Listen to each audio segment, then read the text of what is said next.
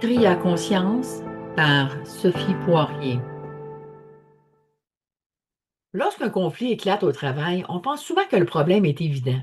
Une décision qui ne fait pas l'unanimité, un collègue qui manque de respect, une mauvaise communication, une remarque qui passe mal. On croit que le conflit commence à ce moment-là. Pourtant, dans la majorité des cas, ce n'est pas là qu'il prend naissance. Ce n'est que le moment où il devient visible.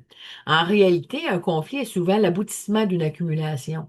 Une fatigue qui dure depuis plusieurs semaines, un sentiment de ne pas être reconnu, une charge émotionnelle qui s'alourdit, des besoins qui sont jamais exprimés, des frustrations que l'on garde pour soi.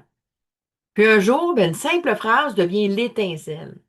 Et on croit que cette phrase-là, c'est que cette phrase est la cause, alors qu'elle ne fait que révéler quelque chose qui était déjà présent. C'est un peu comme un volcan. L'éruption attire toute notre attention, mais le véritable phénomène se préparait déjà depuis sous la surface. Dans les organisations, nous avons souvent le réflexe de vouloir régler rapidement ce qui est visible. On cherche qui a tort, qui devrait mieux communiquer? Qui devrait changer son attitude? Ces interventions peuvent parfois calmer la situation. Mais si on ne comprend pas ce qui alimentait déjà les tensions, le conflit reviendra parce que parfois avec d'autres personnes. C'est, c'est pour cette raison que chez Tria Conscience, on parle beaucoup de conscience de soi. Pas parce que de comprendre les autres, parce que avant, plutôt, parce qu'avant de comprendre les autres, c'est utile d'apprendre à reconnaître ce qui se passe en nous. Notre corps nous envoie souvent des signaux bien avant que le conflit n'apparaisse. Une fatigue inhabituelle, une tension dans les épaules, une respiration plus courte, de l'irritabilité, une perte de motivation. Ces manifestations ne sont pas des faiblesses, ce sont des informations. Elle nous indique que quelque chose mérite notre attention.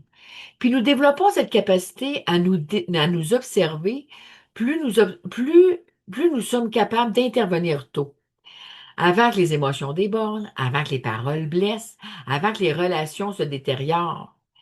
Ça ne signifie pas qu'il y aura plus jamais de conflit. Les désaccords font partie de toute relation humaine. Mais ils peuvent devenir des occasions de mieux se comprendre plutôt que des affrontements où chacun cherche à avoir raison. Et c'est souvent là que les véritables changements commencent. Non pas en cherchant uniquement à régler les conflits lorsqu'ils explosent, mais en développant une meilleure compréhension de ce qui les fait naître, bien avant qu'ils deviennent visibles. Merci beaucoup.